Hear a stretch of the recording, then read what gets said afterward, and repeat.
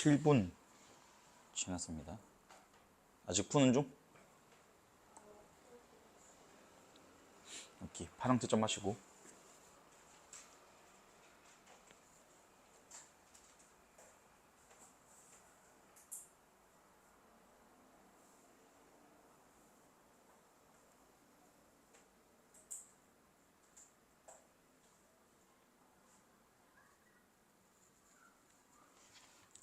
체감상 어때요, 이거? 읽었을 때?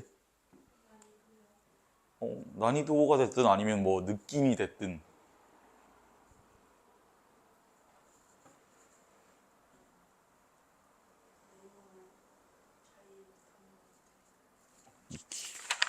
일단 답 먼저 부를게요. 10번에 4번, 11번에 4번, 12번에 2번입니다. 몇 번 틀렸어요? 몇 번 했어요? 11번에?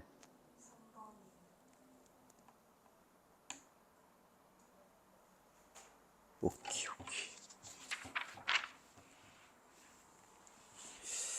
본문 보면 꽃이 지기로서니 바람을 탓하랴. 주변 밖에 성긴 별이 하나둘 쓰러지고 귀촉도 울음 뒤에 먼 산이 다가서다. 촛불을 꺼야 하리. 꽃이 지는데 꽃지는 그림자들이 어려 하얀 미드제가 우연 불거라. 묻혀 사는 이의 고운 마음은 하늘에 있을까 저하더니 꽃이 지나치면 울고 싶어라. 이게 지금 여기 시에서 쓰인 시어들이 사실 구체적인 것도 있지만 추상적인 게 더 많고요. 그리고 각 연이 길지도 않아. 그쵸? 한 연에서 많아봤자 단어 5개, 6개 정도거든요. 그래서 이게 그냥 관성적으로 원래 다른 현대시 읽는 것처럼 읽었을 때 생각보다 잘 안 들어온다라는 거지.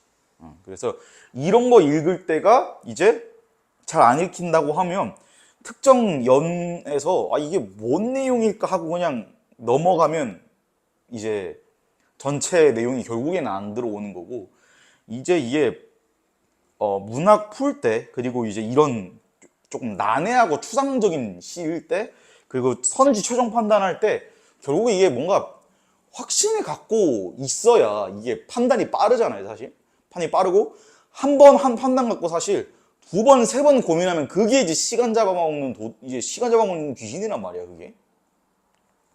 그래서 보면 일단 봐. 꽃이 지기로서니 바람을 탓하랴. 주변밖에 성긴 별이 하나둘 쓰러지고, 지금 별이 쓰러진대요. 왜 쓰러집니까? 갑자기 별이?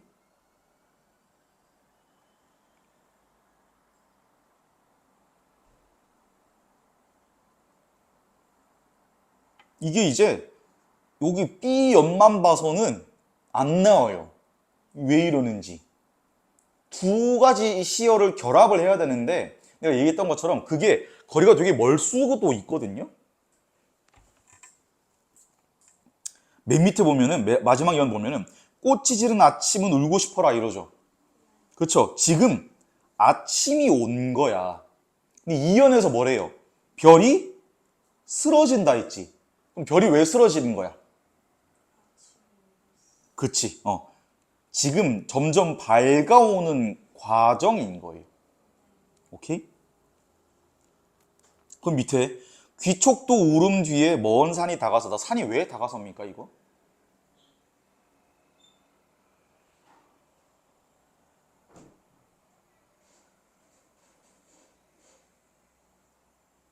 산이 왜 다가서요? 그림자? 아니, 너가 이미 답을 알고 있어요. 먼 산이 왜 다가서는 거야?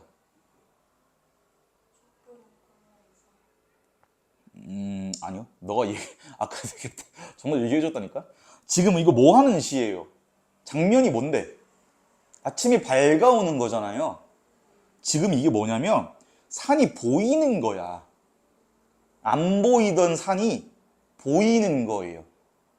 왜? 그치. 이연에 별이 쓰러지고 빨간색으로 밑을 끄으세요. 그냥 그 밑에 먼 산이 다가서다 밑줄 그으시고요. 별이 쓰러지고 해서 화살표 출발해서 먼 산이 다가서다의 화살표 도착. 그 다음에 밑에 보면 촛불을 꺼야 하리. 이건 무슨 말이겠어요? 촛불을 왜 꺼? 그치. 이제 밤이었는데 밝아졌으니까 촛불을 꺼도 되겠죠?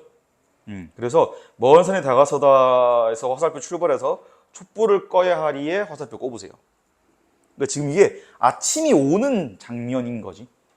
그래서 지금 여기서 읽을 때 제대로 이해가 안 됐을 때랑 지금 어느 정도 파악됐을 때의 차이는 이거인 거죠. 그렇죠? 그러니까 읽으면서 여기서 이게 무슨 말인지 모르겠다 했을 때 계속 보고 있어봐야 답 안 나와요. 앞뒤에서 힌트 얻어야 된다고. 아시겠죠? 그 다음 밑에 꽃 지는 그림자 뜰에 어리어 하얀 미닫이가 우련 붉어라. 그럼 이제 여기서 하얀 미닫이가 왜 붉어지는 거야? 해가 그치 뜨고 있으니까 비친 거죠 지금. 그 해가 석양 딱 그 땅 경계선에 딱 걸쳐 있을 때 시뻘겋잖아요 하늘이. 그럼 그 부분 얘기하는 겁니다. 밑에 묻혀서 사는 이의 고운 마음을 아는 이 있을까 저어하노니. 그러니까 여기 D 이 표시는 이 연이 그 화자의 속마음 얘기를 하고 있고 마지막에 꽃이 지는 아침을 울고 싶어라 이러면서 얘기를 하는데 그래서 이 구성 자체는 보면 이 오른쪽이나 왼쪽 공백에다가 쓰시면 되는데 이렇게 지금 점점 이 연이 진행되면서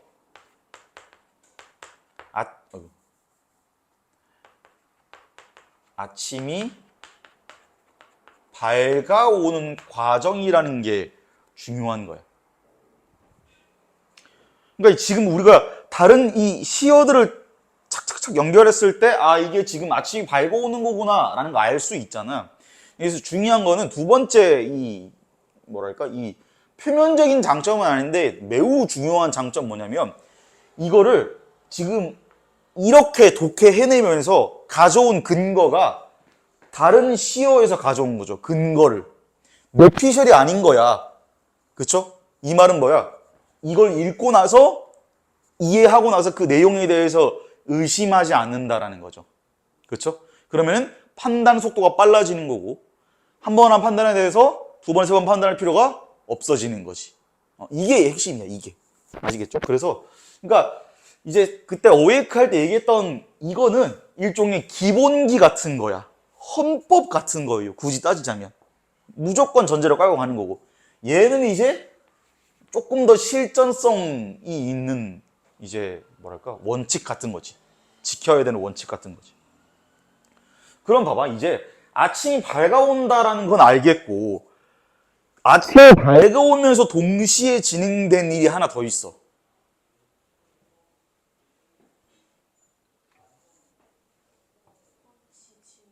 그렇지. 아침이 밝아오고 있고 그거 동시에 꽃이 지는 중. 꽃이 지고 있는 거죠.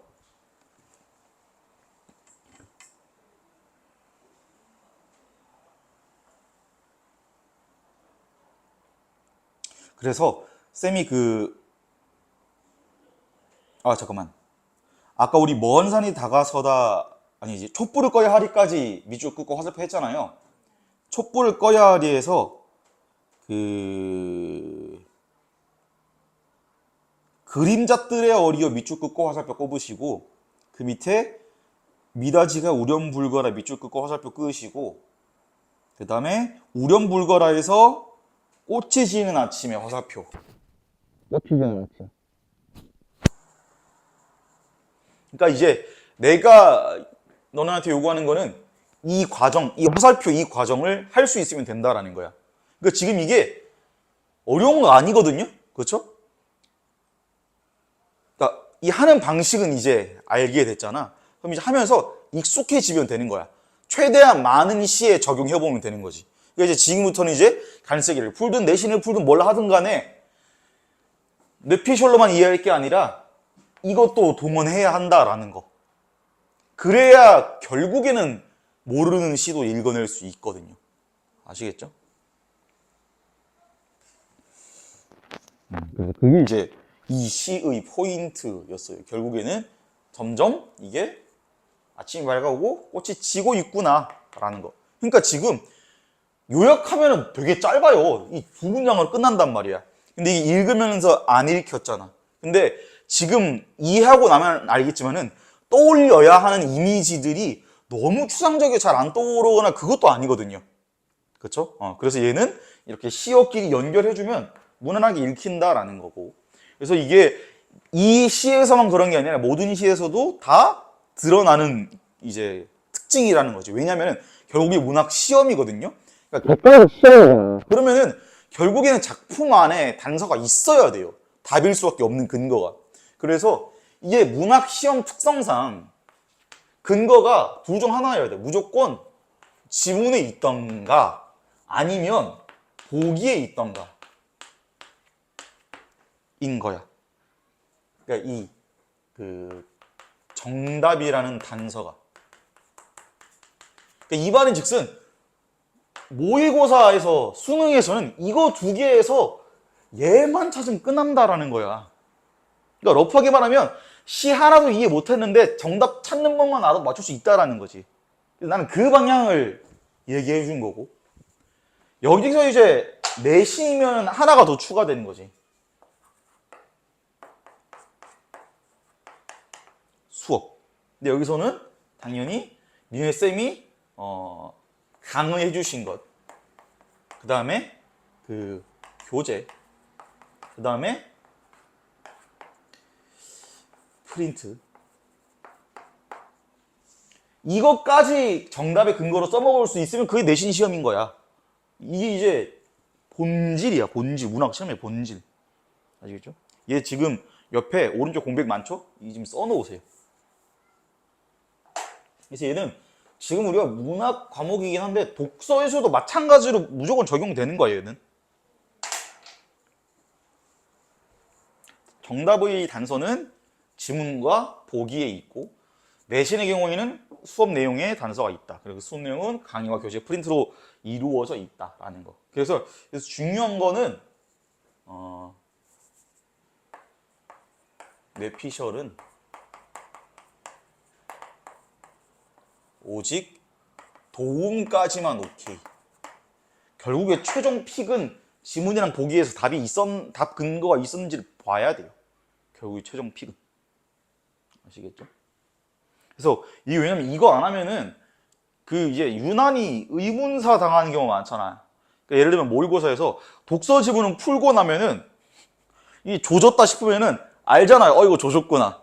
근데 문학은 유난히 조졌는데도 내가 조진 줄도 모르고 매겨버리니까 틀린 경우가 되게 많거든요. 그게 이제 이런 것 때문인 거죠. 확실한 단서를 찾고 골랐어야 되는데 이게 지금 뇌피셜로 골라버리니까 여기가 잘못되면 잘못된 줄도 모르는 거야. 그게 이제 매우 중요한 부분이고, 그래서 내신 이제 하면서 저 능력을 탑재한다, 이걸 목표로 삼으시면 돼요. 그 다음에 나지문.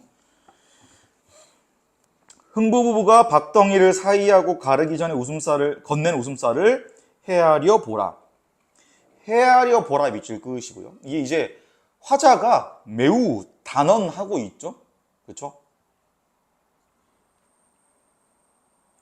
자, 그래서 이게 보면은 제일 반복 많이 되는 게 그것이 확실히 문제다 이거잖아요, 지금.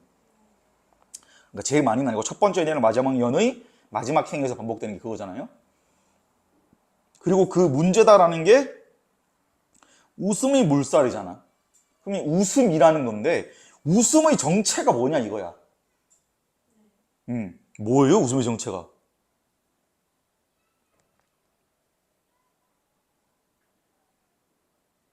그러니까 이제 지문 피셜이 중요한 거야. 뇌 피셜이 아니라. 봐요. 이 두 번째 행. 가르기 전에 건넨 웃음살이야. 그쵸? 가르기 전에 건넨 밑줄 끄시고 웃음살에 화살표 꼽아. 자, 우리 다 알고 있죠? 흥부전에 흥부돌부 이야기에서 그거 박 열면 뭐 나와요? 금은보화가 나오잖아. 근데 지금 여기서 웃음살은 언제 생긴 거야? 가르기 전이야. 그러면은 금덩어리랑 연관이 있다는 거야, 없다는 거야? 없다는 거죠. 그래서 여기 웃음살 밑줄 끄시고 금이 문제리, 황금별 이삭이 문제리 여기에다가 화살표 꼽아요.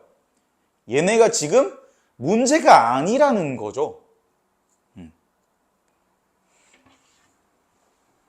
그러니까 지금 이것도 금이 문제리, 황금별 이삭이 문제리, 웃음살이 뭘까? 이런 질문들에 대해서 내가 대답을 할 때 가르기 전이라는 지문 티셜로 대답을 했잖아. 그게 핵심이야, 그게. 그거 할 줄 알면 돼, 그거. 그 다음에 웃음의 물살이 반짝이며 정갈하던 그것이 확실히 문제다. 그래서 그것이 확실히 문제다 밑줄 끄시고 위에 헤아려 보라에서 화살표 출발해서 그것이 확실히 문제다 있고 봐. 그러니까 지금 이 웃음살의 정체는 금은보화와 연관없는 무엇인가. 야, 그러니까 흥부 부부 사이에서 있었던 웃음이야. 금은보화와는 상관없는. 근데 그거를 헤아려 보라고 했으니까 여기서 그것이 헤아려 보라고 했고 금이나 황금별이삭은 문제가 아니라고 있으니까 문제가 되는 건 당연히 웃음살이겠죠. 가르기 전에 걷는 웃음살. 그러니까 지금 이게 딱 이 얘기하는 아다리가 딱딱딱 맞아 떨어지잖아요. 이게 핵심이야, 이게. 없는 떡방아 소리도 있는 듯이 드러내고. 자, 없는 동그라미 치시고요. 왜 없어, 떡방아 소리가?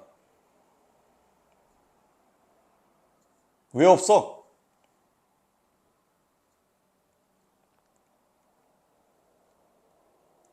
이거 지금 이거 누구에 대한 시입니까, 이거? 흥부 부부는 가난하죠. 그러면 떡방아 소리가 날 리가 없지, 당연히. 쌀을 빻아가지고 떡을 만드는 건데 당연히 그럴 리가 없죠. 그래서 없는 떡방아 소리라고 얘기한 거예요. 근데 있는 듯이 드러낸다라는 건 뭐겠어요? 그러니까 이제 웃음소리 얘기하는 거겠죠. 그래서 없는 동그라미 치시고요. 1행에 흥부부부가 여기 흥부부부에서 화살표 출발해서 없는에 꼽아. 그러면 여기도 손발 다른 처짓기 이것도 이해되죠. 왜 손발이 다른 거야? 그렇지, 고생 많이 해서. 여기다 화살표 꼽아주시고 그 다음 밑에 같이 웃어 비추던 거울면들아. 거울면이라고 표현했어요. 왜 거울면이야? 왜 거울면이야? 응? 손발이 다른 처지끼리 웃었는데 더 중요한 건 같이 웃어 비추던이야. 밑줄 꼽아요. 같이 웃어 비추던하고 거울면에 꼽으세요. 자, 밑에 쓰세요. 서로를 보고 웃은 거야, 지금. 서로를 보고. 그러니까 거울면이라고 표현을 한 거고. 근데 아까 너 얘기했다고 해서 비슷한 처지에 있는 사람이 같이 웃고 있으니까도 가능한 해석입니다. 그 다음에 웃다가 서로 불쌍해 서로 구슬을 나누었으리. 자, 구슬을 왜 나눈 겁니까? 지금 구슬이 뭐야, 이거? 구슬이 뭐야? 내가 지금 시어의 의미 물어봤죠? 구슬이 무슨 뜻일까 도대체?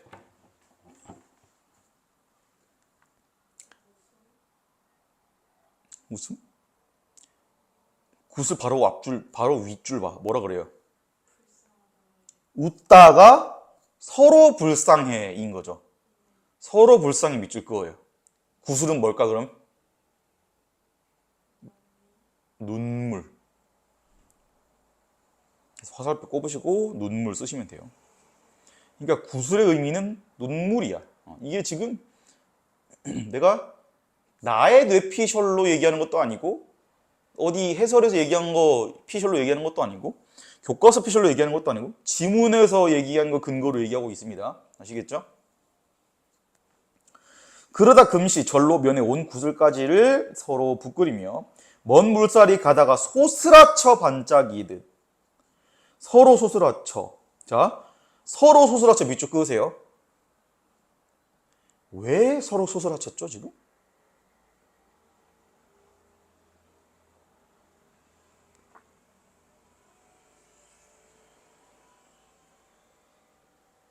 봐. 위에서 소스라쳐 반짝이듯 위에 한 번 더 있죠. 그 앞에 뭐래? 아니 그 앞에요. 앞에. 위에 말고 앞에. 물살, 그쵸. 물살 동그라미 치시고 소스라쳐 반짝이듯 바로 뒤에 있는 소스라쳐 반짝이듯의 화살표 꼽으시고, 자, 앞에서 1년이랑 2년에서 물살과 무언가를 자꾸 연관 지었거든요. 뭡니까 그게? 그치. 그러면 위에 웃다가 동그라미 치시고 먼 물살에 화살표 꼽아. 그럼 여기서 서로 소스라쳐라는 뜻은 뭐겠어요?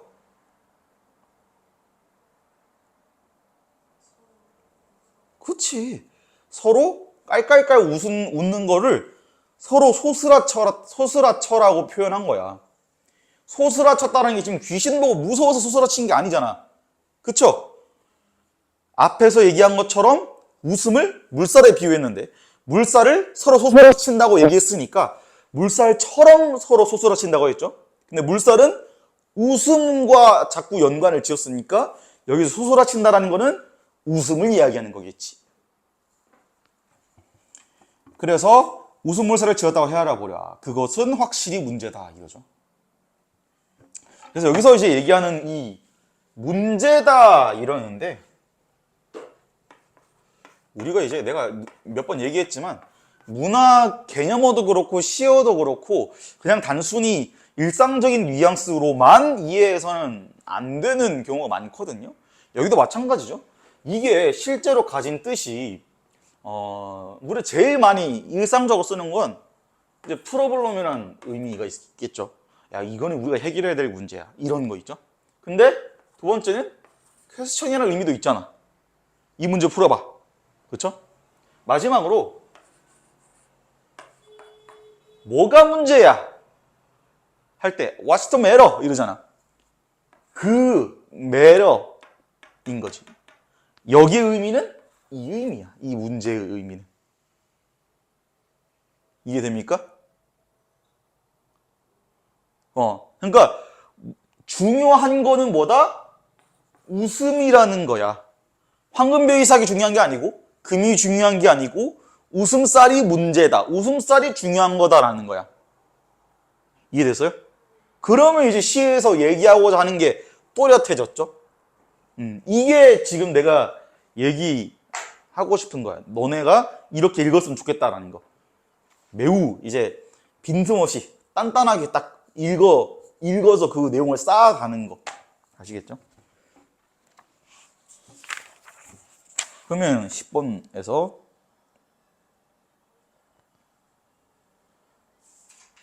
10번 보시면 4번에 먼 생각 결합해서 어둠이 걷히는 상황을, 니은은 물살과 결합해서 흥부부부의 신뢰와 사랑을 나타낸다 이렇게 되어 있죠. 아까 근데 먼 산에 대해서 대답한 거를 생각해보면 이거 4번 고를 때 정확하게 확신 갖고 고른 건 아닌 것 같은데? 그쵸? 이제는 이해되죠? 이게 뭔 얘기인지, 그쵸? 그러면 됐어. 지금 너가 혼자 풀었을 때랑 나랑 같이 시어 연결하면서 읽었을 때 차이점을 잘 기억해. 그 느낌을. 그러고 뭐 2번은 뭐 현실에 고친 인과랑 화자에서 뭐 이런 거 나온 적 없죠? 현실을 극복하는 화자의 의지, 이것도 나온 적 없고, 현실을 극복하려는 이라는 이 문장 자체가 성립이 안 되는 게 선지에서 얘기하는 게 현실 얘기가 아니 지문에서 얘기한 게 화자가 처한 현실이 아니라 흥부부부상 이야기였죠. 3번에 귀촉도에 대해 화자가 느끼는 감흥을 황금벼이삭으로 인해 촉발되는 화자의 희망을 투영한다. 뭐 뒤에 거 화자의 희망 이거는 이제 당연히 아닐 거고, 귀촉도에 대해 화자가 느끼는 감흥을 이제 귀촉도 울음이라고 얘기하잖아. 얘는 조금 뭐랄까 틀렸다고 말하기 힘들거든요. 그러니까 허용 가능성을 본다면 허용할 수 있는 선지야. 왜? 귀촉도 울음이라고 얘기했잖아. 귀촉도가 뭡니까? 모르는 게 사실 더 자연스럽긴 해. 밑에다 쓰세요. 접동세, 두견세 쓰세요. 그리고 옆에다 씁니다.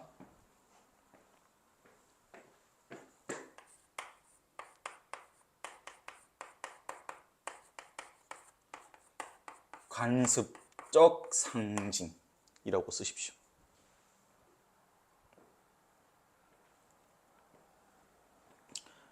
참고로 객관적 상관물이기도 해요.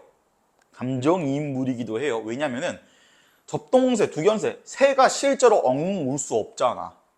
그쵸? 근데 여기서는 지금 화자가 귀촉도 울음이라고 표현한 거는 자기가 슬퍼서 그렇다고 볼 수 있고, 관습적 상징이라는 건 뭐냐면 말 그대로 습관적 상징 얘기하는 건데, 이게 보통 우리가 거의 절대다수의 시어의 의미는 얘기했다시피 다른 시어 때문에 결정되거든요. 그리고 분위기와 정서 때문에, 즉 맥락으로 결정된다라는 거야. 절대다수는 맥락이 시어의 의미를 결정해요. 두 번째가 화자의 정서로 결정되는 경우가 있어.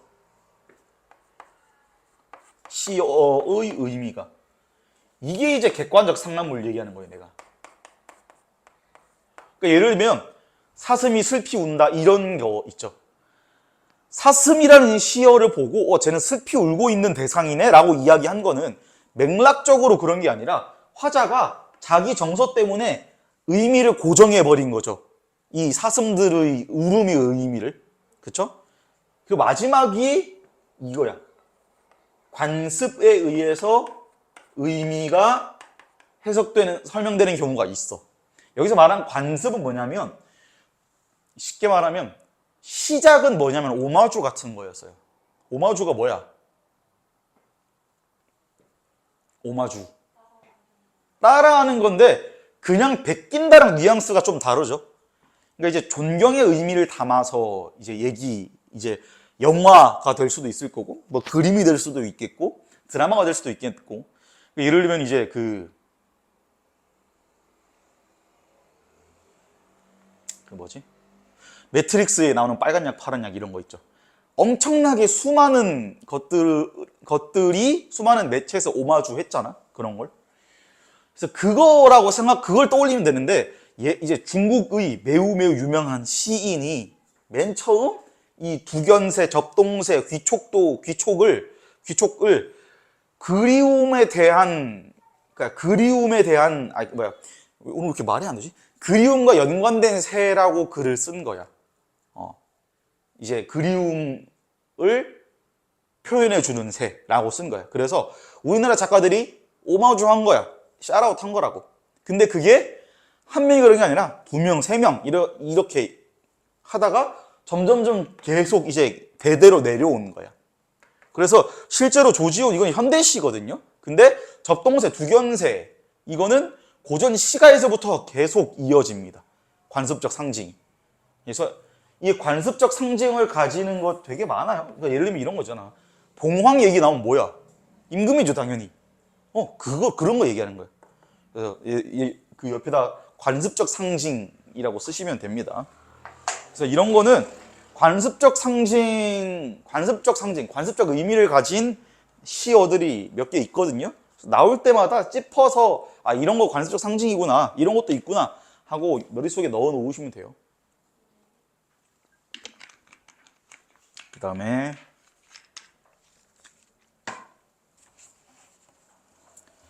11번 낙화의 시상 전개는 시간성을 바탕으로 이루어진다. 시간성 동그라미 치시고요.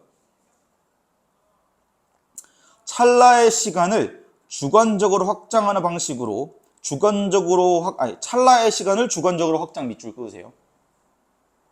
세상을 등지고 밑줄. 여기 매우 중요한 포인트인데 세상을 등졌다라는 건 이제 세상과 거리를 둔 화자 얘기하는 거죠. 그리고 심경과 사라지는 존재에게서 느끼는 감정을 표현한다. 여기 사라지는 존재가 뭐겠어? 꽃이죠, 당연히. 사라진 존재 밑줄 그으시고 밑에 꽃 쓰세요. 그러면 이제 봐.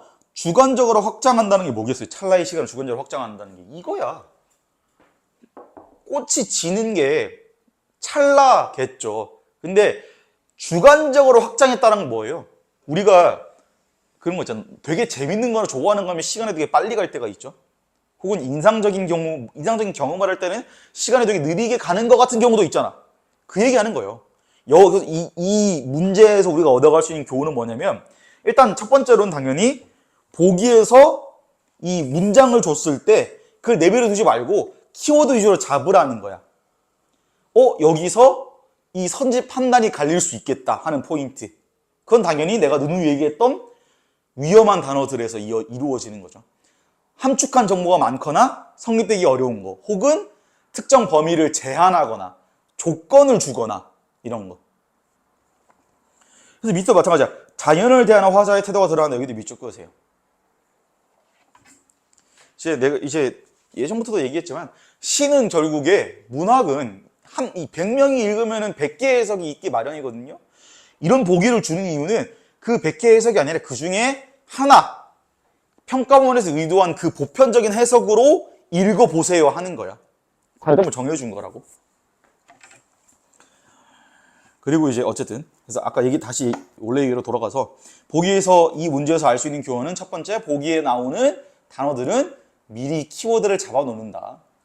두 번째 중요한 건 뭐냐면요. 이게 보면은 시간성을 바탕으로 이루어진다. 찰나의 시간을 주관적으로 확장한다. 홀로 살아가는 자의 심경, 사라지는 존재에게 느끼는 감정, 이런 거. 이거 지금 약간 다시 읽어보면은 약간 의도적으로 조금 추상적이고 개념적인 단어 쓴 게 느껴져야 해요. 왜? 내가 아까 얘기했잖아. 이게 아침이 점점 밝아오는 거죠. 이 얘기하는 거야. 시간성을 바탕으로 전개된다가 지금. 아침이 밝아오는 시간을 얘기하는 거고, 그리고 이 꽃이 지는 찰나의 순간을 화자가 자기가 느끼는 대로 확장해서 표현한 거야. 그쵸? 그 다음에 마지막에 주관적으로 확장했다라는 게 결국엔 그냥 자기가 느끼기에 되게 길게 느껴지더라. 이거를 지금 장면으로 표현한 거잖아. 그래서 내가 지금 방금 한 것처럼 읽고 나서 이거 그냥 어려운 단어나 추상적 단어 있으면 그냥 내비두지 말고 너가 생각하기 편한 단어로 바꿔야 돼. 아시겠죠? 내가 방금 사라지는 존재, 여기서 꽃 써놓으라 했잖아요. 그리고 찰나의 시간을 주관적으로 확장. 여기서 내가 아까 뭐 얘기했어? 우리가 되게 좋아하거나 이상적인 경험을 할 때 시간이 느리게 가는 것처럼 느껴질 수 있다. 이 얘기했잖아. 이게 포인트야, 이게. 추상적인 단어가 있으면 제발 그거 내버려 두면은 선지 판단할 때 결국에 장애물 하나 그대로 냅두는 거야. 두지 말고 너한테 생각하기 편한 단어로 바꿔야 돼요. 그래서 시험 때 선지 판단할 때는 무슨 짓을 해서든 최대한 너가 생각을 어떻게 하면 좀 덜 할 수 있을까? 어떻게 하면 공부를 좀 덜 할 수 있을까? 어떻게 하면 생각을 좀 덜 복잡하게 할 수 있을까? 이게 매우 중요해. 그래서 이게 처음 풀 때 문학이나 독서에서 요렇게 읽으면 되겠구나 하는 베이스가 잡혔잖아? 그러면 그 다음에 해야 되는 거는 무조건 사고 과정의 최적화야. 쓸데없는 거 덜어내고, 어려운 거 덜어내고, 복잡한 거 단순화시키고. 그게 핵심이에요. 아시겠죠? 그래서 내가 그 얘기를 하고 싶었던 거야. 이게 베이스인 거고, 이게 생각의 최적화인 거죠. 어떻게 하면 조금 더 이 복잡한 거를 단순화시켜서 이해할 수 있나 이거고. 그러면 이제 3번이 11번 3번 선지가 왜 맞는지는 알겠죠? 이미 이 시 전체가 찰나를 굉장히 확장해서 표현하고 있는 거야. 정답은 4번입니다.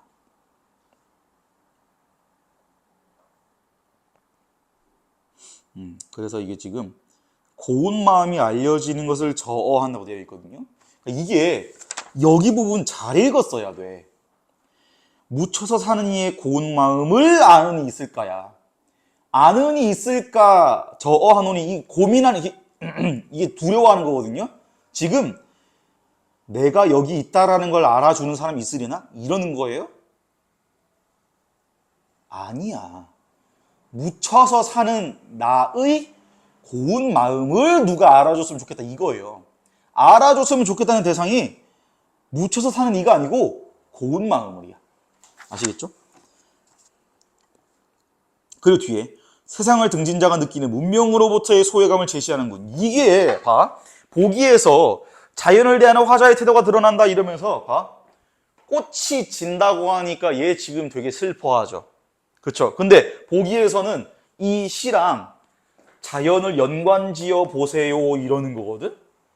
그러니까 이 문제 자체가 11번 문제 자체가 관성적으로 그냥 다른 시에서 이렇게 얘기했으니까 이 시도 그렇게 얘기했지 않을까 하는 식으로 푸는 애들 다 틀리라고 낸 문제예요. 자연 딱 얘기하죠. 그러면은 화자는 꽃이 지는 걸 슬퍼하니까 얘는 자연을 좀 소중하게 여기겠네? 이 생각 당연히 할 수 있죠. 그러면은 여기서 이제 대충 생각하는 거 발동. 자연이면은 문명이랑 대비되겠네? 이 생각해버리면 이제 말려든 거야. 문명으로부터의 소외감이 아니에요. 자연을 좋아한다라는 거 맞고 문명을 등진 거 맞아. 근데 소외감 얘기 한 적 없어요. 그쵸? 그리고 세상을 등졌다는 점에서 오히려 사실은 자발적인 걸로 보는 게 더 현실적인 해석이죠. 그래서 소외감을 제시한다고 표현하면 안 됩니다. 그래서 이게 얘기했다시피 이것도 마찬가지인데 이게 지금 얘가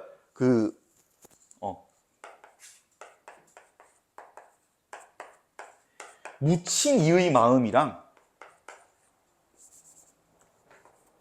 묻힌 이의 고운 마음이 있는데 그러니까 얘도 그냥 이때까지 봤던 다른 시랑 비슷하겠지 이러면 이제 너무 이 익숙한 구도거든. 자연 속에 묻혀있고 문명에 대한 소외감 느낀다. 근데 보기에서 자연 얘기까지 했어? 이러면은 되게 맞는 정답, 맞는 선지 같거든요. 근데 실제로 여기서 중요한 건 이걸 알아주길 원했던 거였지. 그러니까 이게 지금 아까 시 다시 봤을 때는 보였을 텐데 처음 읽을 때 안 보였던 이유는 여기가 제대로 안 된 거야. 여기가 제대로 안 돼가지고 지금 이게 다 끊어진 거지. 이게 다 끊어져 있으니까 여기 내용이랑 여기 있는 이 시어랑 여기 있는 이 시어 두 개를 같이 붙여서 봐야 내용이 이해가 되는데 그게 안 되니까 지금 여기서 이 특정 대목만 보고 의미를 파악하려고 했을 거예요, 아마. 그게 이제 이 문제의 이제 함정인 거고. 12번은 뭐 비교적 쉽습니다. 그렇죠? 비교적 쉬운 문제인데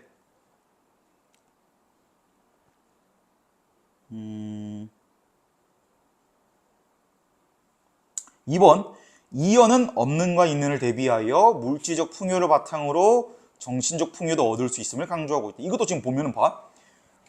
짚은 부분이랑 주제까지는 맞아. 그쵸? 없는가 있는 대비 맞거든요? 당연한 거지. 근데 물질적 풍요랑 정신적 풍요 어쩌고저쩌고 이 두 개 얘기한 것도 맞아. 근데 반대죠, 오히려. 그쵸? 그러니까 반대로 설명 자체가 틀렸죠? 물질적 풍요가 있어야 정신적 풍요가 된다라고 여기선 얘기하고 있는데 시에서 얘기한 건 뭐야? 물질 풍요가 중요한 게 아니라 정신 풍요가 더 중요하다 이 얘기를 하고 있는 거죠. 그러면은 얘도 12번, 2번 선지도 대충 보면은 등장하는 선지나 이 판단 대상으로 한 대목이나 이런 거 봤을 때는 굉장히 맞는 선지로 고르기 좋은 선지인 거죠. 그런 식으로 이제 실수를 유도했다고 보시면 되고,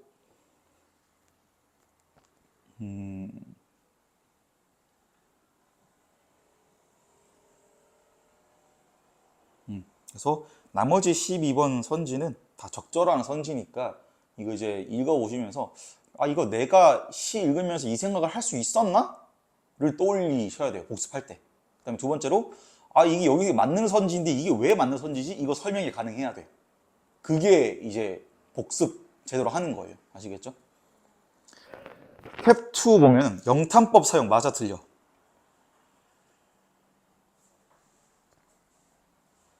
스텝 2. 정말?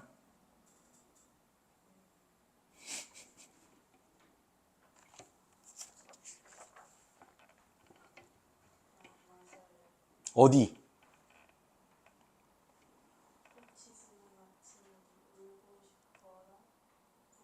그쵸. 울고 싶어라. 그리고 위에 불거라. 그리고 또 위에 바람을 탓하랴. 이것도 다 영탄적 어조야.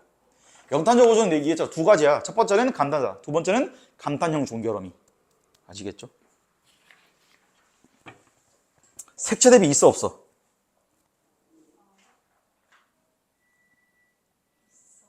어디 있어요? 오케이. 이게 중요한 게 뭐냐면 이게 색채 대비이기 때문에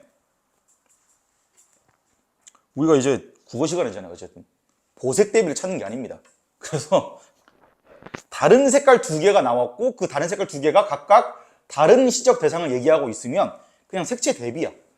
굳이 뭐 막 파란색, 빨간색 이래야 대비다 이게 아닙니다. 아시겠죠? 그 다음에 하강 대비는 있어 없어? 전체가 다 하강 대비죠. 꽃이 진다고 계속 얘기를 하고 있으니까.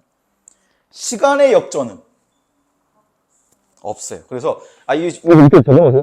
여기가 문학 시험에서 얘기하는 시간의 역전은 그냥 아예 그냥 이 순서를 다 획가닥 뒤집었다 이거 얘기하는 게 아니에요. 그냥 중간에 과거인데 이거를 그냥 먼저 그러니까 이 그냥 중간에 앞을 그냥 바꾸는 거 있죠. 그러니까 과거, 현재, 미래 순인데 중간에 한 덩어리라도 순서가 바뀌었다. 그럼 그냥 시간 역전이 있는 거예요. 그 다음에 음성상징어 활용 맞아 틀려? 틀렸습니다. 음성상징어가 뭐예요?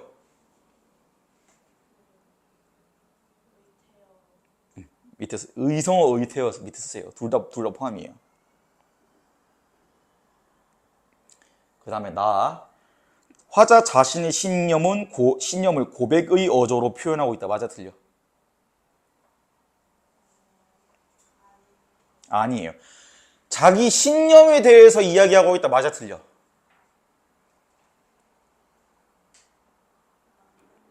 그거는 맞아. 고백의 어조가 틀렸어요.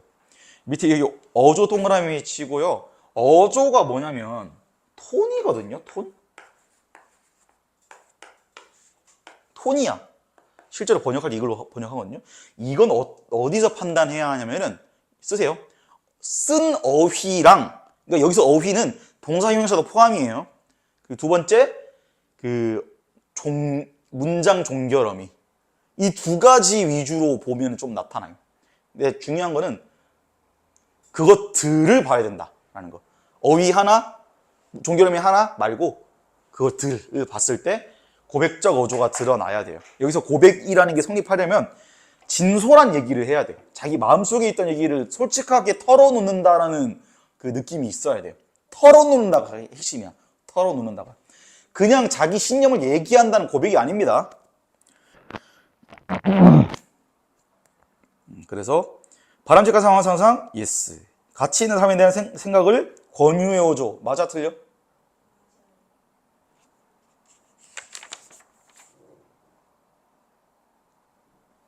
두 번째 행에 헤아려 보라 이러는데 명령형 아니에요 이거?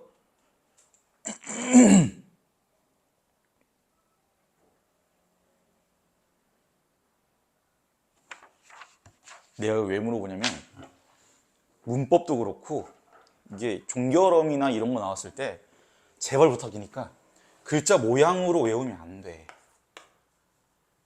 무슨 뭐뭐 해라가 있으면 무조건 명령형이구나 라고 외웠으면 이제 위험해지는 거예요. 아까 얘기 나왔던 영탄적 어조도 마찬가지야. 특정 종결어미가 영탄적 어조구나 라는 걸로 외우고 있으면 안 되고 알고는 돼. 개념 자체도 알아야 돼.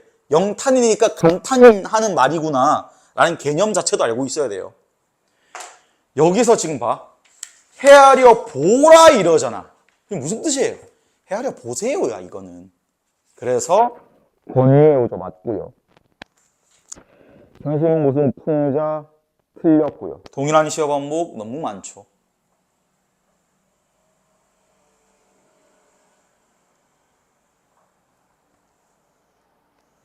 그래서 이렇게 있고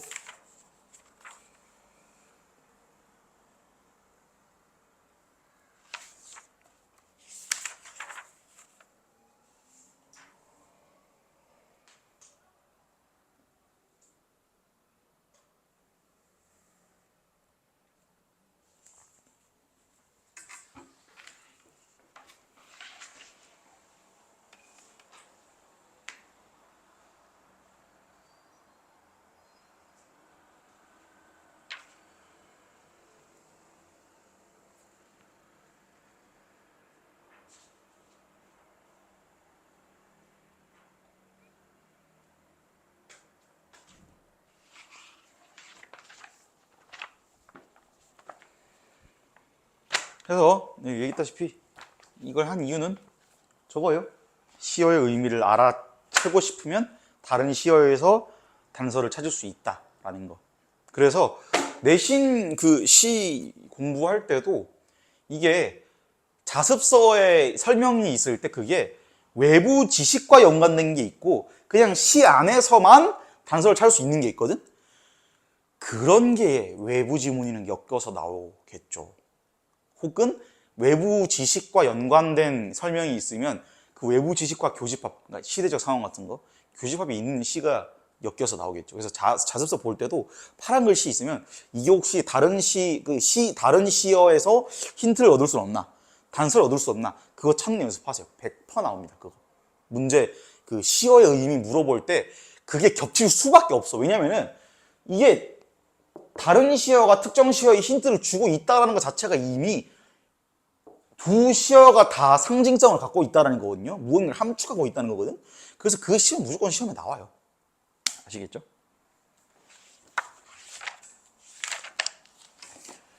지금 그러면 아까 그 쌤한테 이때까지 얘기해준 작품들을 학교에 수업을 다 한 거야? 아, 그럼 이제 거기를 나갈 거다라고 얘기를 한 거예요? 너 설마 자습서 안 갖고 왔니? 자습서 꺼내보시고.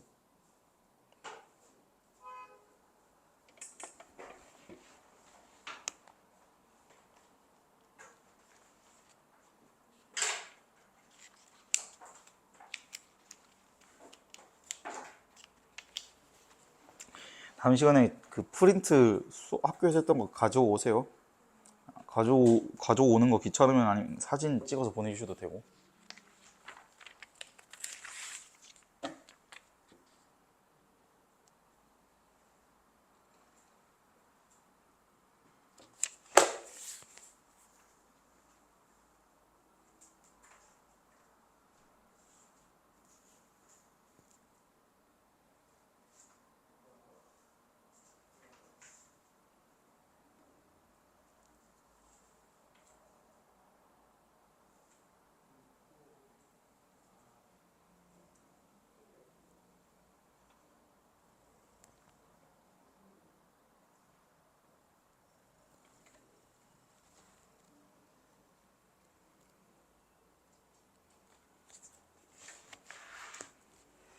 (410쪽에) 쉽게 쓰여진 시 봅시다.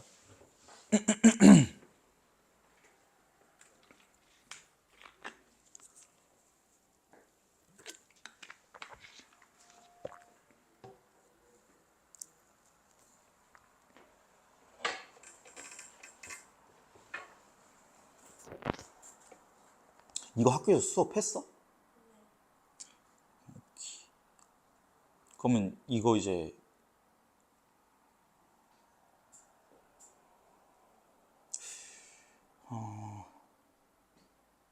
이거 수업 프린트로 했어요? 이것도? 교과서로? 그럼 필기도 교과서 했겠네? 필기 양이 많아?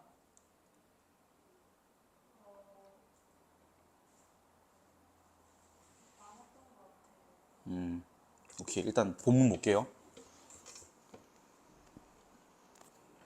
창밖에 밤비가 속살거려 육첩방은 남의 나라.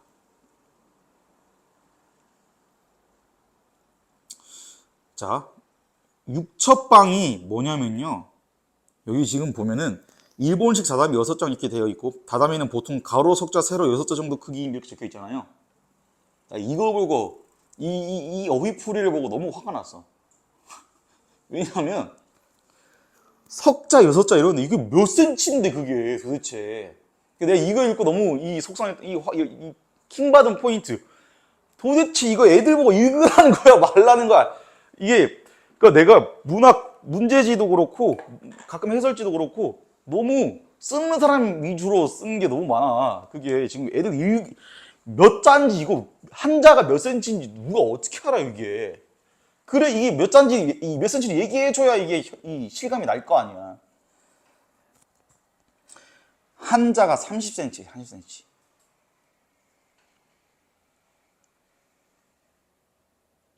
그래서 가로 석자 세로 여섯 자니까 90cm, 그 다음에 180cm인 거죠. 그래갖고 그게 이제 6개가 있는 거거든요. 그럼 만약에 여기서 내가 지금 서 있는 데에서 대각선으로 저 책상까지 정도? 그 정도 되겠네요. 크기가. 그러니까 이제 당연히 큰 편은 아니죠. 아닌가? 그 정도 되겠다. 놀랍게도 쌤이 고려대 근처에서 자취할 때 그때 난 내가 게으르기 때문에 조금 멀리 가면은 집값이 싸질 수 있을 것 같긴 한데 생각보다 별로 안 싸지는 거야. 내 생각보다.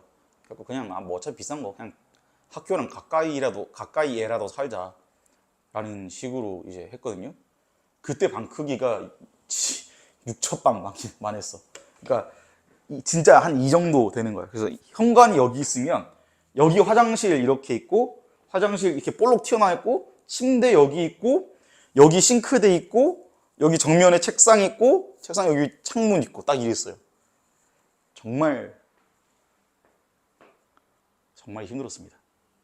근데 뭐 지금 생각해 별로 그렇게 막 엄청 힘들다면 그렇진 않은 것 같기도 해. 그러니까 내가 깨달았는데 나는 생각보다 방이 좁아도 그렇게 엄청 막 불편하진 않더라고. 그러니까 유일하게 불편한 건 딱 하나. 짐 둘 데가 없다. 그게 좀 불편해. 그러니까 짐 둘 데가 없고 재활용 쓰레기를 둘 데가 없다. 이거 2개 정도? 나머지는 사실 막 방이 너무 좁아서 답답하다. 그러진 않더라고 생각보다. 그래서 이제 쌤이 이제 거기 살기 전에 이제 복층 잠깐 산 적이 있었거든요. 거기 되게 넓었어. 학교랑 멀어서 되게 넓었거든요. 거기는 1층 크기가 거의 이 강의실 말했던 것 같은데 1층 크기가 그러니까 현관이 한 이쯤 있었던 거고 딱 이 앞쪽이 1층이 딱 이만했고 위층 침대에 있는 크기가 이거 절반 정도 크기. 근데 진짜 거기 살 때는 정말 너무 만족했어. 거기 살 때는 진짜 뻥아치고 이게 만약에 내가 결혼을 하면 모르겠지만 만약에 안 한다면 이 정도 크기에서 평생 살아도 좋겠다. 이 정도만 돼도 좋다. 이제 그랬거든. 근데 이제 그러고 이제 그 좁은 방으로 간 건데 그래서 처음에는 이게 되게 체감될까봐 좀 그랬는데 생각보다 괜찮았어. 아늑했고 그리고 이제 책상에 앉아 있을 때 앉은 상태에서 방 모든 곳에 손이 다 그 정도로 좁았거든요. 그래갖고 뭐 근데 나쁘지 않았고 생각보다 괜찮았고. 근데 이제 안 좋았던 거 하나는 햇볕이 안 들어오는 거. 잘 안 들어오는 거. 왜냐면은 창문이 이렇게 있으면은 바로 앞이 그냥 맞으면 그냥 건너편 집이야. 그냥 바로 창문이 있어. 그냥 그래갖고 어느 정도로 가까웠냐면 내 방에서 저기 건너편 집의 책장에 꽂혀있는 책 제목이 보일 정도야. 그 정도로 가까웠거든요. 열면은 그냥 바로 그냥 그 방이야. 그냥 열면. 그래서 일부러 반대로 열고 그랬어요. 그러니까 창문이 이렇게 둘 있으면 저쪽은 왼쪽 창문 열고 나는 오른쪽 창문 열고 이랬어. 진짜 그 정도로 이렇게 막 이렇게 탁 붙어 있었거든. 다 그래. 대학교 근처는 어쩔 수가 없어. 그래놓고 월세 막 한 달에 50만 원 이랬거든요. 근데 이제 지금 여기 방은 가격은 거기보다 조금 더 싼데 거기보다 훨씬 넓어. 거기보다 훨씬 넓고 그리고 결정적으로 창문이 크고 햇빛이 이제 잘 들어와요.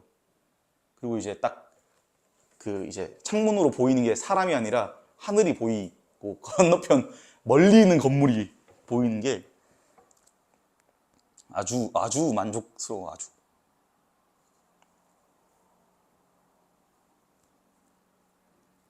그래서 어쨌든 여기서 윤동주는 육첩방에 살았고 남의 나라에 있는 육첩방이에요. 그러니까 일본에 있는. 시인이란 슬픈 천명인 줄 알면서도 한 줄 시를 적어보고 이게 지금 운명이거든요. 운명.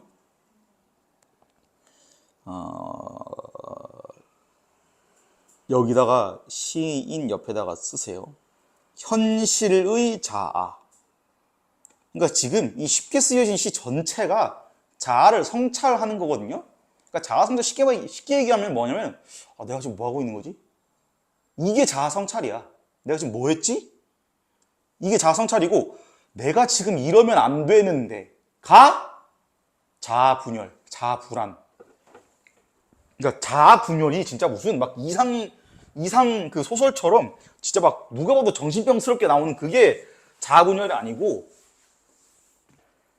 그냥 거리감만 있으면 그냥 자아분열이에요. 불안정한 자아라고 표현해. 문학 시험에서 충분히 그렇게 표현할 수 있어요. 여기서 얘기하는 이 자아가 인격 얘기하는 게 아니야. 그러니까 약간 무슨 느낌이냐면 생각의 덩어리가 해야 될까? 관점이라고 보면 돼. 관점. 그러니까 지금 여기서는 현실적 자아, 이상적 자아가 거리감이 있잖아. 괴리가 있잖아. 그래서 자아가 분열되어 있다 혹은 자아가 불안정하다 이렇게 표현할 수 있는 거예요.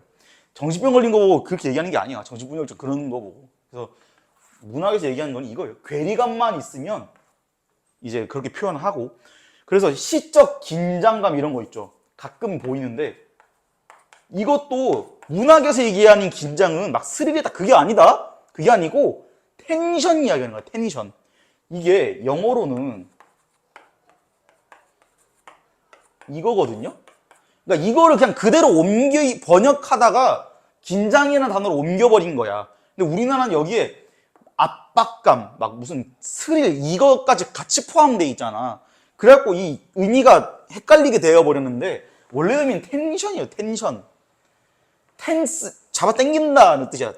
줄 양쪽에서 잡아당긴다는 거예요. 그래서 텐션은 그 줄이 팽팽한 정도로 이야기하는 거야. 그러니까 약간 색다른 느낌? 이거라고 넓게 봐서 그걸로 봐도 충분해요. 이 말은 즉슨 시적 긴장감을 부여하고 있다라는 말은 주제를 강조하고 있다, 시상을 전개하고 있다 만큼이나 틀리기 어려운 설명이라는 거야. 오케이? 이거 스릴 있다가 아니에요. 시적 긴장감이 있다가. 진짜로 그렇게 막 풀려고 애들이.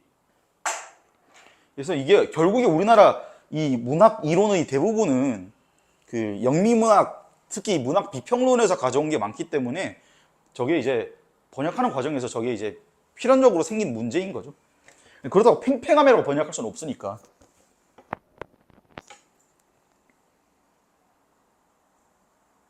그 다음에 시인은 슬픈 천명인 줄 알면서 한 줄 시를 적어봐. 그러니까 지금 이게 여기서부터 자아성찰이 시작된 건데 지금 현실의 나는 뭐야? 시인이야. 이상적 나는 뭐예요? 내가 지식인으로서 뭔가 해야 되는데, 이 나라를 위해서 뭔가 해야 되는데, 할 수 있는데, 해야만 하는데, 이게 동시에 드는 거예요, 이 생각이. 그럼 지금 내가 뭘 해야 되는지 알고 있는데 실제로 하는 건 다르죠. 그게 포인트야. 땀내와 사랑내 포근히 풍긴 보내주신 학비봉투를 받아. 땀내와 사랑내 포근히 풍긴, 여기 밑줄 끄시고요. 여기서 이게 땀내와 사랑내가 상징하는 거는, 자, 학비봉투를 보내줬대. 누가 보내줬겠어요? 그렇죠. 그러면 땀내와 사랑내는 누구의 것이야? 그치. 그러면은 여기서 이게 상징은 뭐예요? 가족의 고생인 거지. 그러니까 지금 방금 한 것도 우리 한 거예요, 지금. 내가 지금 이거 부분 해석할 때 이걸로 했잖아, 지금. 다른 시어로 찾았잖아. 그 다음에 대학 노트를 끼고 늙은 교수 강의에 들으러 간다.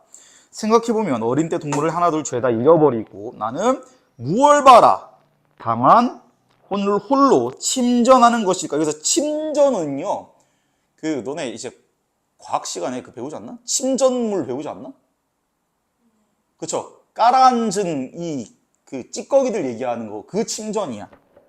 그래서 여기서 홀로 침전한다는 건 내가 이제 가라앉고 있다는 거지. 그래서 이 하강적 이미지가 여기서 이제 가능한 거예요, 이 설명이. 그래서 나는 무엇을 바라서 홀로 침전하고 있나? 그러니까 내가 무엇을 바라서 혼자 이렇게 깔아앉고 있나? 왜 나는 아무것도 못하고 무기력한 상태의 현실에 나는 왜 무기력한 상태인가? 왜 무기력하게 침전하는 신의 모습밖에 없는가? 이러는 거지.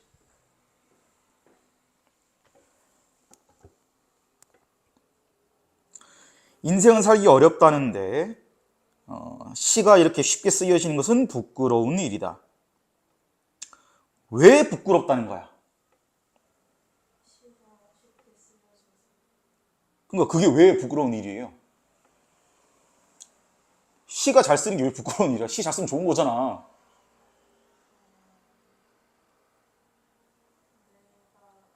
응, 응, 응, 응. 그쵸. 내가 생각하는 이상적 자아는 뭐야? 이 현실, 지금의 역사적 상황에 대해서 무언가 바꾸려는 노력을 하는 능동적인 그런 무언가를 해야 되는데 시를 쓰고 있는데 이게 너무 쉽게 쓰여지니까 매우 부끄럽다라는 거죠. 고통스럽지 않다라는 거야. 왜냐면 앞에 나오잖아. 인생은 살기 어렵다는 데 있죠. 여기 밑줄 그으시고 밑에 쉽게 쓰여지는 것 밑줄 그으시고 화살표 이거 이 모양 화살표 하세요. 대립 기호. 대립된다는 의미. 그러니까 인생은 살기 어렵다라는데 그러니까 이 말인즉슨 다른 사람은 살기 어렵다던데 그리고 이상적 자아는 힘든 삶 그러니까 무언가 굉장히 노력하는 삶을 살고 싶은 건데 나는 그냥 쉽게 살아가고 있다 이거죠. 그게 이제 핵심이야. 그 다음에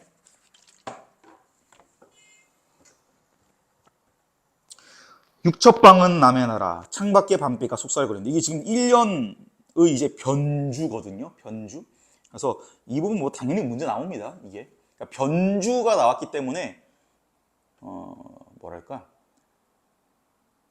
내가 독서 지문할 때 이 얘기 되게 많이 했는데 쌤이 이제 얘기했다시피 공부할 때 실제로 뭔가 논리적 원리를 보기 시작하면은 되게 효율이 좋거든요. 그 이유 중에 하나가 뭐냐면 여기저기 막 써먹기 좋기 때문인 거거든요. 그러니까 얘도 이걸 한번 익혀놓으면 모든 시나 소설에 다 써먹을 수 있어서 이제 가르치는 거야. 그냥 대충 이러면 성적이 오르지 않을까 이래서 가르치는 게 아니라고. 이렇게 하면 성적이 무조건 오르겠구나 해서 가르치는 거거든요. 근데 이제 봐. 독서 얘기할 때 내가 칸트 지문에서 우리 그때부터 내가 제일 얘기 많이 했던 게 뭐예요? 기본적으로 카테고리가 나뉘는 게 독서의 기본이다라고 얘기했잖아. 그러면 카테고리가 나뉜다라는 이게 독서의 기본이라고 얘기했지. 근데 이게 뭘 함축하고 있냐면 수능 독서의 기본이라는 거야. 수능 독서, 내신 독서 말고요. 수능 독서는 뭐야? 대학 수학 능력 시험이죠. 그치? 대학교에서 네가 전공책을 얼마나 잘 읽어낼 수 있나를 보겠다는 거야. 독서 지문에서. 이 말인즉슨 독서 지문에서 쓰이는 상당수가 전공책 읽을 때 쓰인다는 거거든요. 전공책 읽을 때 쓰인다는 거는 공부와 지식을 쌓을 때 자주 활용하는 스킬이라는 거야. 포괄적으로 써먹을 수 있다는 거지. 내가 그때 얘기했어요. 두 가지 범주가 나뉘면 무조건 시험에 나오는 거 뭐라 그랬어? 이렇게 만약에 작용이 있으면 C는 무조건 나온다 했죠. 왜? 얘도 이해해야 되고 얘도 이해해야 된다고 했죠. 이것도 똑같은 거야. 이게 1년이고 이게 지금 뭐야? 2, 3, 4, 5, 6년. 이게 6년인 거야. 변주한 거잖아. 그러면 C는 뭐겠어요? 변주되는 과정에서 공통점과 차이점이겠지. 그래서 이거 시험 되게 자주 나와요. 왜냐면 1년의 상징이랑 6년의 상징이 달라 의미가. 봐. 1년에서는 창밖에 밤비가 속삭을 어쩌고저쩌고 이거는 지금 뭐 하는 거야? 여기 적혀있다시피 자기 시대적 공간적 배경 얘기하는 거죠. 근데 여기 밑에 6년이 아니구나. 8년이구나. 8년에서 이 얘기를 다시 했다라는 건 뭐야? 여기 밑에 적혀있죠. 제2식 밑줄 끄고 별표. 그러니까 다시 떠올리고 오는 거야 지금. 앞에서 한번 성찰을 했죠. 부끄러운 일이다 하면서 다시 떠올렸죠. 그렇죠? 그러니까 지금 보기에서 뭐 얘기를 할지 선지에서 뭔 얘기할지 아직은 모르지만 분명히 차이점이 있는 거야. 그거 잡아가면 돼. 그럼 밑에 나와요. 봐. 등불을 밝혀 어둠을 조금 내몰고 시대처럼 올 아침을 기다리는 최후의 나. 그래서 여기 이제 매우 이제 설명 잘 적혀 있고 대립각도 잘 적혀 있는데 시대처럼 올 아침 이거 이제 필연적이다라는 거지. 필연적이다. 밑에 매우 중요합니다. 나는 나에게 작은 손을 내밀어 눈물과 위안으로 잡는 최초의 약수. 내적 갈등이 해서 밑줄 끄시고 발표하세요.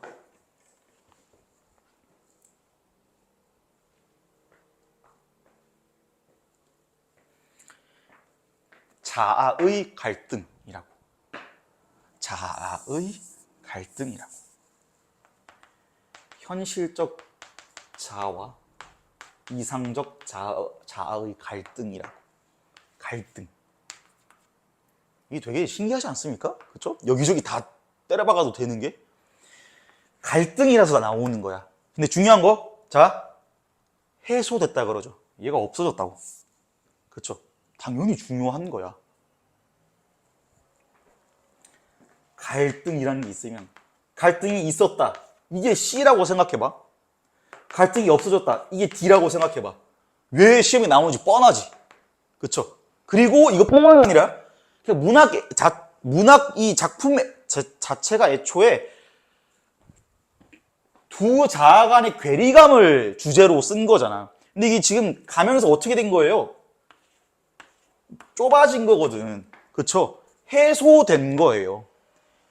그래서 이게 모든 문학 작품 다 마찬가지인데 어떤 갈등이 있으면 이 갈등의 양상을 파악하는 것, 그리고 이게 변화가 어떻게 되었는지를 파악하는 거는 매우 중요해요. 근데 여기서 말하는 이 시에서 변화는 뭐야? 해소죠. 그쵸? 그래갖고 시험에 많이 나오는 그 부분 중에 하나가 갈등도 많이 나오는데 갈등이 심화되는 부분도 되게 많이 나오잖아. 변화라서 그래요, 그게. 갈등 자체가 매우 중요하거든. 왜? 문학 이야기가 애초에 진행되는 것 자체가 갈등 때문이거든. 그래서 갈등 양상과 변화가 중요한데 여기서 양상은 꼬라지야. 양상. 모양, 형상이라고. 여기서 해소됐죠, 지금. 화해한 거죠, 지금. 그러면은 어떻게 화해했나? 왜 화해했나? 어디서 화해했나? 이게 중요한 부분일 거 아니에요. 그러면 시험에 나오는 부분 뭐겠어요? 어느 시어에서, 어느 연에서, 어느 행에서 이 내적 갈등의 실마리가 보이나, 혹은 내적 갈등이 진행되나, 혹은 내적 갈등이 해소되는 부분이 어디냐? 이게 나오는 거야. 뻔한 거야. 그것 때문에 나오는 거야.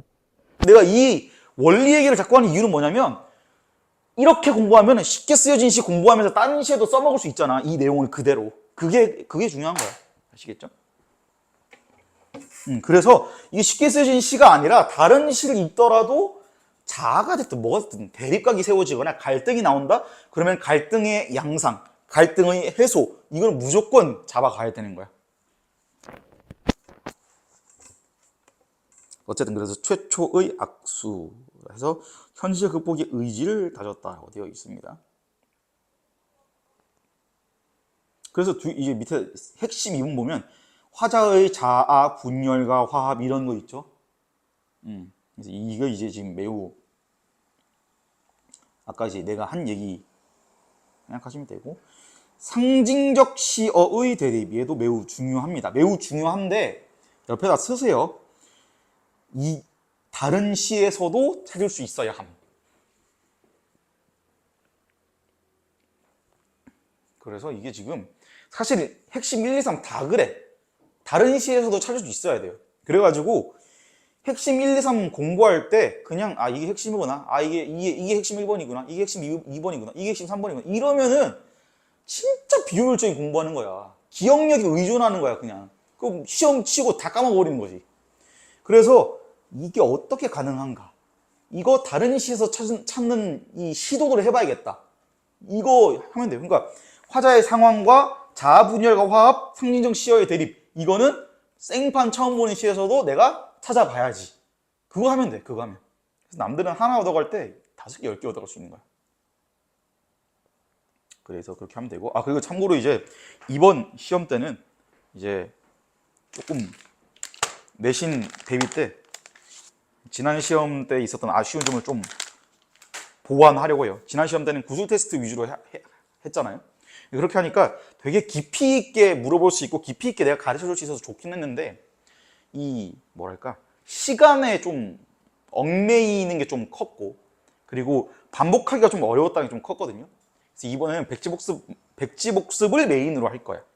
백지복습을 메인으로 하고 구술 테스트는 간헐적으로 예고 없이 그냥 물어볼 거예요. 그래서 백지복습은 이제 내가 그때 얘기했다시피 이 본문 드리면 쓸 수 있어야 돼. 파란색 글씨. 그리고 오른쪽에는 정리하기, 이것도 생판 아무것도 없는 종이에다 쓸 수 있어야 돼.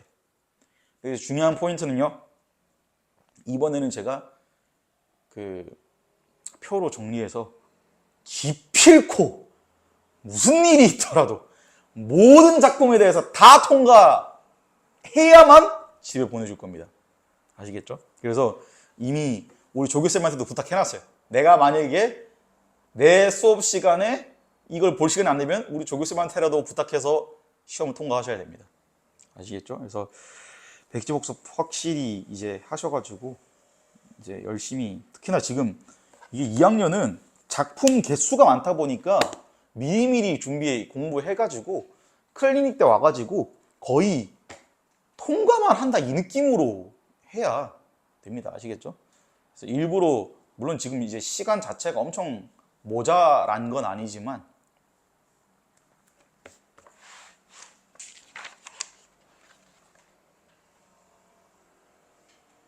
그래도 너네 정도면은 엄청 많은 건 아니긴 해. 임경업전은 안 들어가잖아. 그쵸?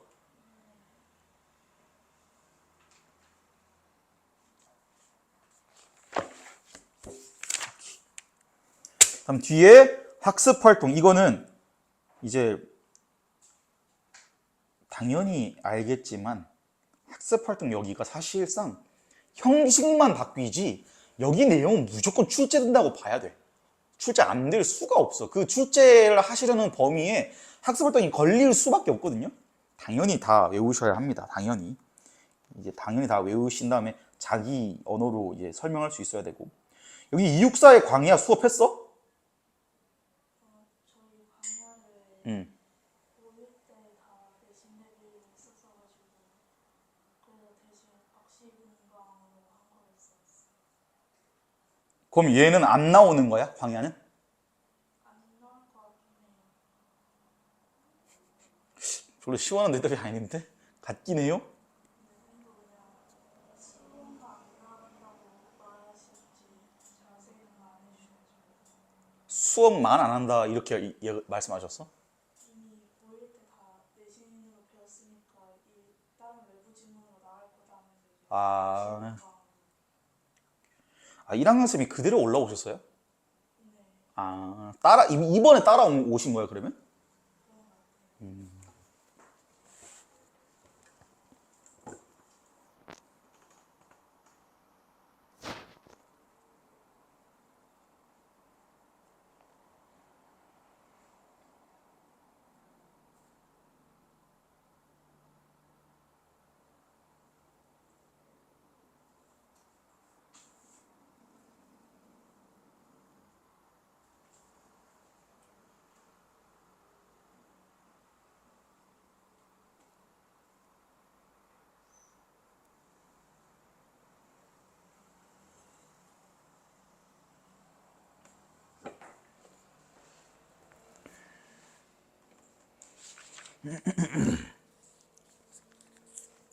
414쪽에 여기 이제 감상을 마치면서 총정리 된 부분이 있죠?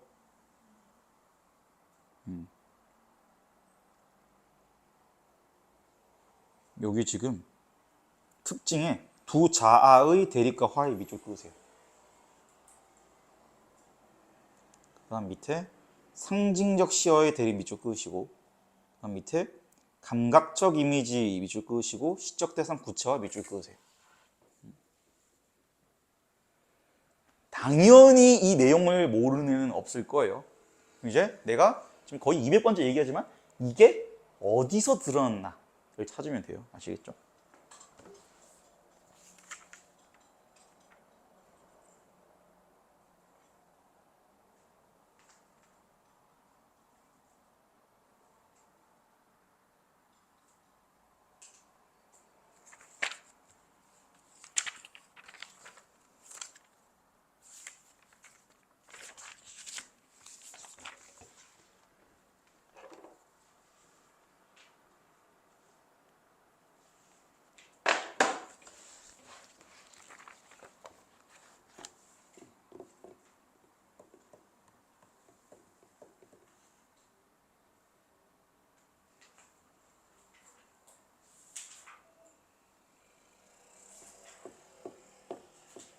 남신의 우주는 그럼 수업은 다 나갔고?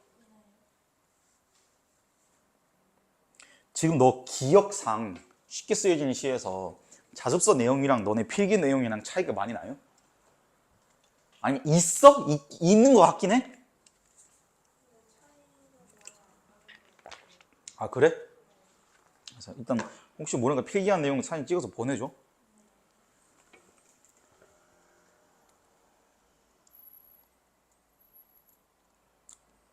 그럼 이번에 2단원은 하나도 안 들어가는 거네? 그쵸? 응.